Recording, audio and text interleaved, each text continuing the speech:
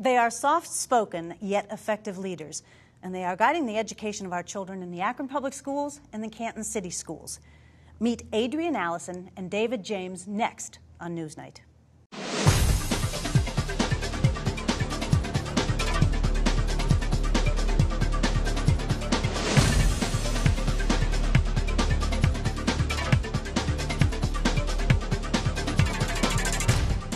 Welcome to NewsNite for February 15th. On this week's program, we have an opportunity to talk with two extraordinary gentlemen who have an enormous impact on the lives of school children in the area. They are the superintendents of 2 of Ohio's 8 large urban school districts. I'm talking about Adrian Allison with Canton City Schools and David James with the Akron Public Schools. Last month, Adrian Allison was selected as the superintendent of Canton City Schools, and it was an historic choice. About 64 years ago, Adrian's grandfather was in fact the first black employee for the city school district. So he is now, at 40, the youngest superintendent in Canton school history. He is the first black superintendent in Canton school history, and he also received an unprecedented 5-year contract. Adrian, thank you very much for being with us. Thank you. It's nice a pleasure. To be here. Pleasure's mine. Before we get started on the nuts and bolts of the interview, I want our viewers to know a little bit more about you. So I understand you are a native of Canton. I am a native of Canton. I'm glad to be Canton. I'm proud to be a Cantonian, and I'm looking forward to being back and doing great things in Canton.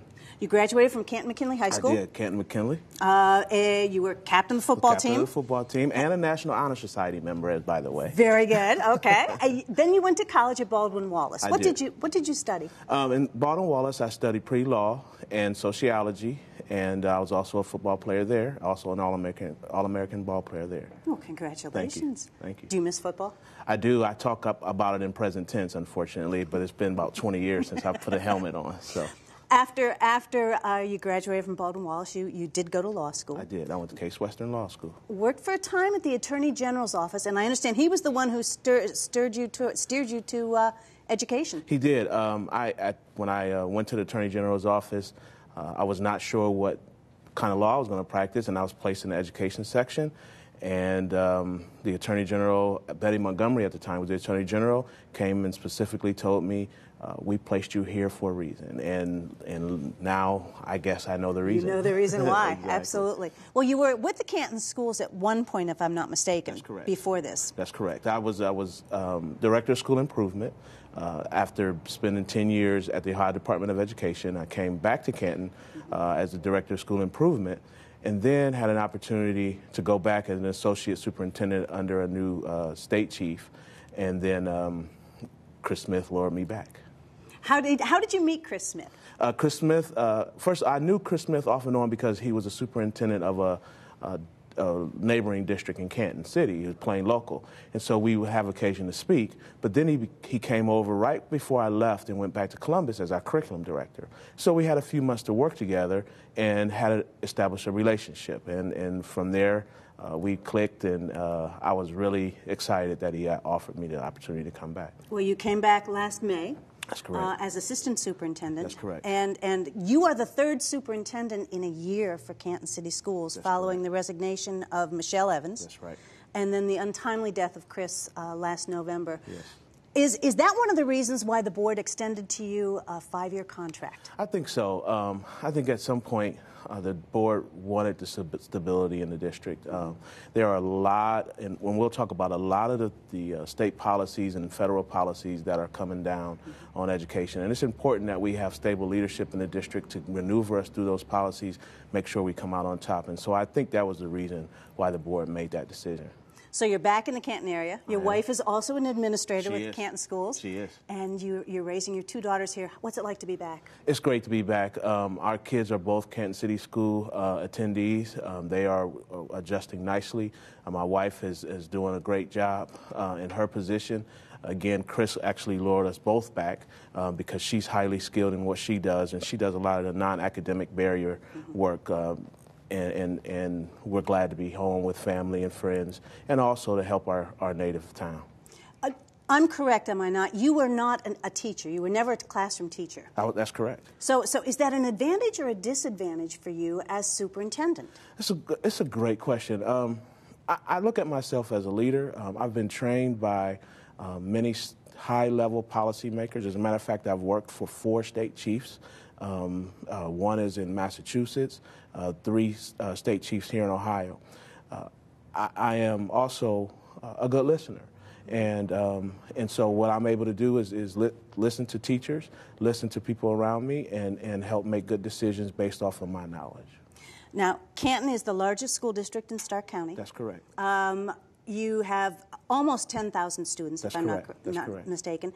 And you're a large employer in Stark County. Right. What are some of the challenges that your district faces? Well, it's a great question. I mean, we need, first of all, we have to build on the great things that we're doing. One of the things, and this is all urban districts. I'm sure Superintendent James, who I know very well, will echo these sentiments. We have to bring things to scale. So we have a lot of pockets of excellence, but we do deal with challenging situations, non-academic barrier situations where kids come to school not with all the utensils and skills necessary for school. And so we are really in catch-up mode. I talk about my kids when they go to school every day, they're ready. They're ready, they've eaten, they've slept, they've gotten their homework done. Some of our families are not in that type of position, and so we have to help them overcome that in addition to prepare them for, you know, the requirements that are mandated by the state. Every school district anymore faces difficulties through finances. Canton was lucky in that I think it was in 2011 you passed an operating levy.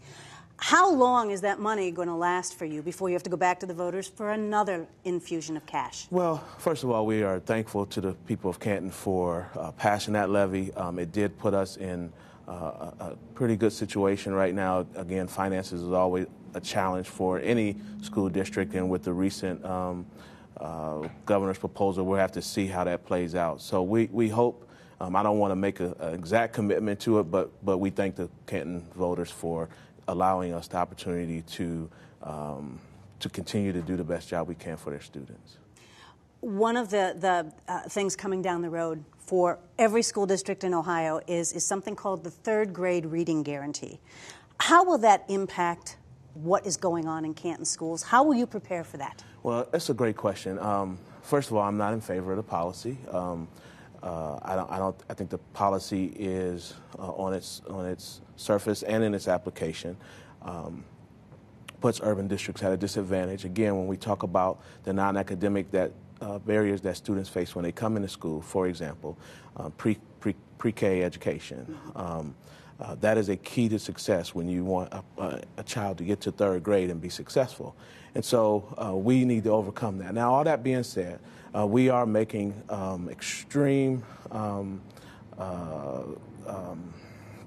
policy decisions and extreme actions in terms of making sure that our students and our kids are prepared. So whether it's tutoring, whether it's how we structure our schools, whether it's getting expert teachers to come together and make some decisions, we're going to attack that 3rd grade policy. There is also something coming up called the state teacher evaluation.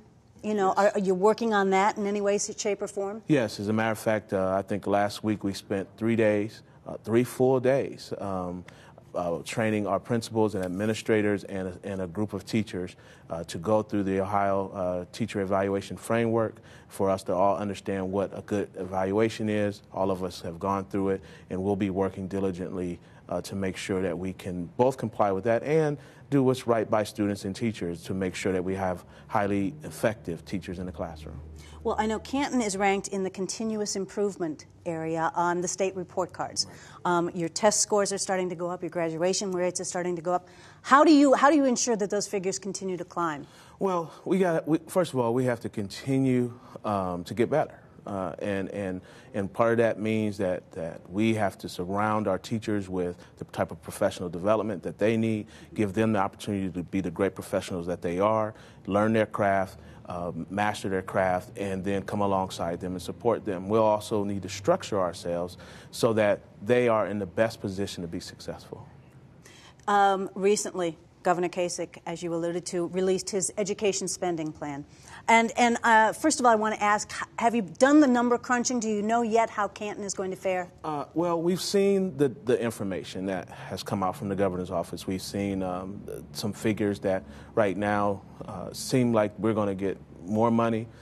But I will tell you that, and I'm not one to kick a gift horse in the mouth, but I want to wait and see if that money comes. Because right now I'm not sure that this is real. I mean, I'm not sure if it's a shell game and we're moving money around. I don't know of any circumstances where we have new money into the system, so I'm not really sure what's going on. But if we get $9 million, which is what was on the sheet, we will certainly use it to benefit our students. With the governor's education plan, were there any parts of it that you liked? Were there parts of it that you didn't like? So I'll start with the positive. The positive was I did like the opportunity to have some flexibility and from the regulations. We want to get innovative and creative and do things differently as a school district because we know our kids need it. We need to be able to extend the school day, extend the school hours, and I'm not saying we're going to do that, but we certainly need to look at all options and not be in a box.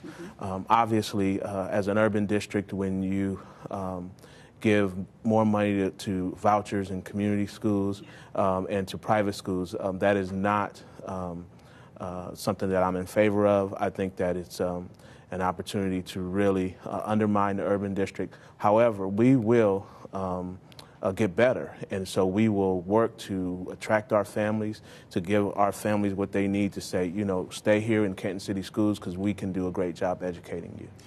Let's go back to the charter schools and the vouchers for a moment. What kind of money does Canton lose, the Canton district lose every year because of the charter schools and the vouchers? Somewhere between $7 and $8 million a year. But I want to emphasize this. I want kids to be educated, and I want them to have the best education. And so if that money is going to a charter school that's high quality, that's doing a great job with kids, while I may not like it because I think my product is better, I certainly would understand it. But here's what I know. I know right now that they're not as good as us. And I know that the accountability systems and the quality measures in place for them are not as good as they need to be, and frankly are not the same as we are. So if I was playing on an even playing field, so be it. But in the meantime, we're going to get better, and we're going to get our kids back. Well, what I want to do now is we are going to say goodbye to you for the televised portion of our interview, but Superintendent Allison and I will continue our discussion at NewsNite.net. For more NewsNite content, including extended discussions, full interviews, and the chance to speak your mind about the issues, join us online at NewsNite.net. Welcome back to the second segment of our February 15th NewsNite. You know, it's my pleasure to welcome David James to our program this week. David took over as the superintendent of Akron Public Schools in August of 2008. He's been with the district 21 years now, and he's been responsible for oversight of the district's $800 million building plan. In the last couple of years, he's had to make cuts as far away from students as possible to balance his budget. And last fall, he passed a $7.9 mil operating levy to put the district in pretty good shape financially, at least for the next couple of years. David, welcome to our program. Thank you. It's great to have you. Thank you. Yesterday, you gave your 5th State of the Schools address. So what were some of the highlights of that address? Most of the address really focused on increasing opportunities for our students to earn college credit while still in high school and transition them onto the post-secondary world and onto careers. I think it's very important that we look at our students in terms of this whole Cradle to Career initiative that SEI, Summit Education Initiative, is helping shepherd throughout our community. And so we're working really hard to get partnerships in place where we can offer more of those dual enrollment opportunities while students are still in high school. I think it helps improve their educational outcomes. At the same time, helps families save on those post-secondary costs because it's a lot cheaper for them internally with us because it's free and for students to earn that credit before they graduate. How many students take part in that right now? Well, we have several programs. We have our seniors to sophomores. I'm not sure the actual numbers who are attending that. We have our post-secondary option where we have a variety of students. Of course, we have our Akron Early College where approximately 400 students will earn their associate's degree as they move through and matriculate through that program. And then we just started this semester a relationship with Stark State College to have students take courses while they're in our classrooms on our campuses that will earn them credit through Stark State College. So you're always thinking about ways to make it easier and financially more feasible for students. Absolutely, absolutely. Last fall, the Akron Public Schools passed that $7.9 mil levy. Yes. What does that mean to the district going forward, and how long is that money going to keep you the wolf at bay? Well, let's put it like this: when we talk to the public about that levy, 7.9 was not enough, and so we have to make some additional cuts. Now we'll be fine this year. We'll be okay next year, but in looking at our 5-year forecast, we still have some deficits, that larger ones that will occur in the 3rd, 4th, and 5th year. So we're going to have to make some additional adjustments this upcoming year in order to stave that off. I don't want to have to go back on the ballot no time soon. So we're working on, how to be even more efficient and how to do some things, I think, more creatively so that we can save some of that money and, keep the district's books balanced throughout our 5-year forecast. But how do you make cuts when you're cut to the bone? I mean, how do you find more things to cut and still keep the cuts as far away from the kids as possible? Right. I think one of the things we have to do, of course, and we've been doing that, is looking at reducing our footprint. As we look at our student numbers, where our classes and students live, and classes have to be provided to students, we'll have to look at additional building closures. But the other thing, which is probably much more exciting, is to look at some electronic and online courses to try and get, use less teachers to target more students. And so when we look at our gifted program, for instance, we're investigating some online opportunities there, and then dual enrollment opportunities will allow more students to take some online courses through some of our college partners. And I think that'll help with some of the things that we have to do in terms of cuts. The other area we have to look at, of course, is on support services and how we can collaborate with other districts in shared service type situations. Recently, Governor Kasich released his school spending plan. Yes. And I mean, everybody keeps crunching numbers and crunching numbers. So have you gotten to the point where you have some idea of how Akron is going to fare with this latest budget proposal? Yes. In the first year, we're looking at 2.92% increase, which equates to approximately $4 million. But there are a lot of questions because that's the way the numbers look to us now. That's the funding enrollment, and we will have our charter, educational vouchers, autism scholarship students deducted from that. And so we have to look at that really carefully and understand the science behind the equation that's used to come up with the formula. There are some good things in the plan in terms of targeting special ed, our English as second language students, and some other special circumstances and adjustment for your poverty level or local income and property valuation. Some other pieces that we're still not sure of, because this has to go through the legislature. Right. And so, it'll be changed. And so I'm not real stuck on it now in terms of, this is exactly what we're going to get. That's what it looks like now, but we do realize that's going to change. Overall, I think it's just a reaction to the realities that we face in Ohio, in terms of all the demands for the tax revenue that's generated. So, sure, we can use the additional revenue, but we also have to be realists and understand that there are some adjustments that we have to make, in terms of efficiency. Coming down the path here, there are a couple of new initiatives that are school districts around the state are going to be facing.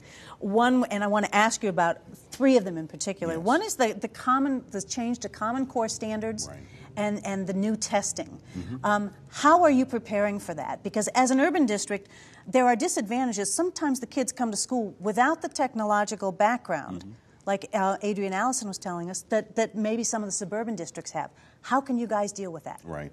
Okay, so with the Common Core, the first thing that we're doing, we're working with the Institute for Learning out of the University of Pittsburgh. So our teachers are getting some training. We're started with our math and English language arts teachers, because the texts that will be used in the Common Core have to be much more complex and really are non-fictional type texts. And I would always say that our career education students were way ahead, because they're dealing with some of the same texts that are being used in industry, you know, very complex manuals, et cetera. But our teachers have to understand how to help kids get deeper into the content. They have to be, you know, more thoughtful and more critical, you know, in terms of their teaching and then in student learning. And so we're providing that training. The tests for the Common Core, when the PARC Consortium generates those, are going to be online. And that's one of my fears, is we don't have the infrastructure to deal with, you know, a couple of thousand students taking tests all at one time, multiply that by all the different grade levels. And so we're working with some information technology folks on how we can look differently, you know, in terms of getting the technology in the hands of students so we can actually take the test. Adrian's right. You know, there are lots of students who come to us who are not well prepared, and so we have to make sure that we're doing everything we can to bring them up to speed. Sure.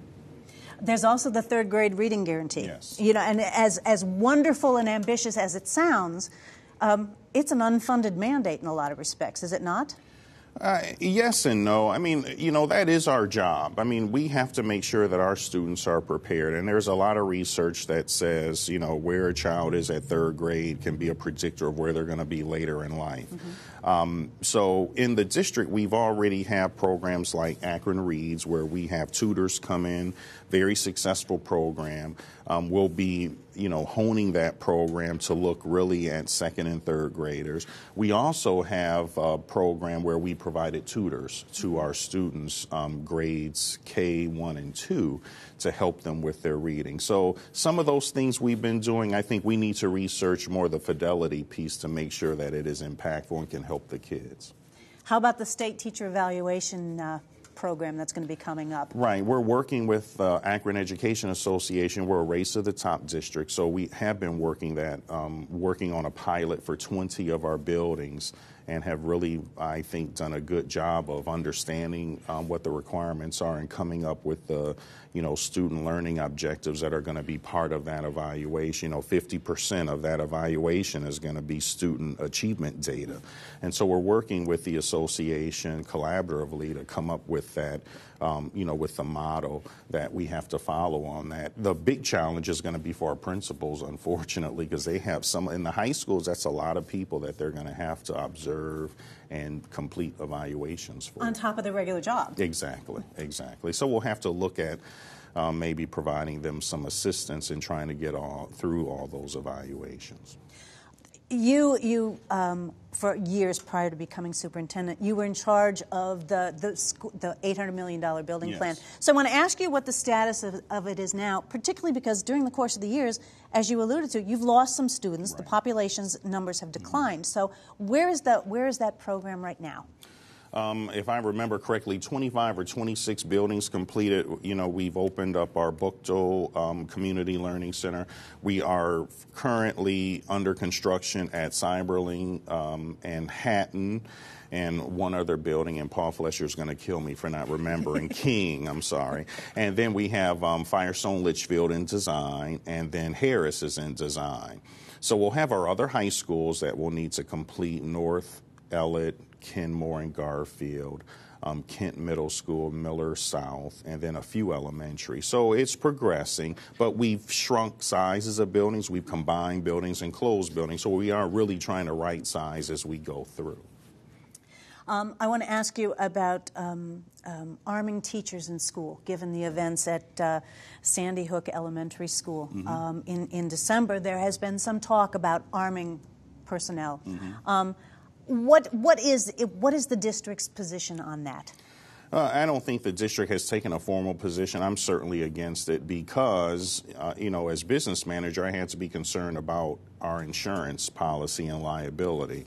And I think a lot of people say those things, but they don't get to the nuts and bolts. Are you going to find an insurer that's going to want to insure you for having armed teachers, on site? I mean, we have armed officers in our secondary schools, and they actually work for the Akron Police Department. That's their beat. So they don't really work for us. We're not their employer, but they are brought over from the city. We don't need to have more guns in school. I think it's less, and I would much rather have a police officer, have the weapon and really not arm teachers or other staff members. Certainly. Recently, the district came under fire for some disciplinary numbers. Yes. There was an article, if I'm not mistaken, that talked about the high rate and the high percentage of black students who were disciplined versus white. What was that all about, David? The way the Ohio Department of Education reports, they just report incidents. So the number was like 97 out of 100 incidents per year of students having discipline issues, out-of-school discipline, suspension, or expulsion, and the majority of those students were African American. When you're looking at data like that, you really have to look at students individually. So what I say is that since the beginning of this school year, nearly 88% of our students across the board have had no discipline, no out-of-school discipline, nothing. We have a small number of students who have repeated issues with discipline. And yes, that is an issue and a problem. But it isn't the way I think the numbers are reported that, oh my God, there's like 97 students out of 100 that's not true. The majority of our students come to school every day, do what they're supposed to do, enjoy their activities and their learning. But we do have to approach the students that do have some significant issues with discipline because they are repeats. Well, I want to thank Superintendent James for being with us. He and I are going to continue our discussion on the extended edition of NewsNite, but that's all the time we have for this televised portion of our program. I want to thank you for being with us, and I'll see you on our next NewsNite.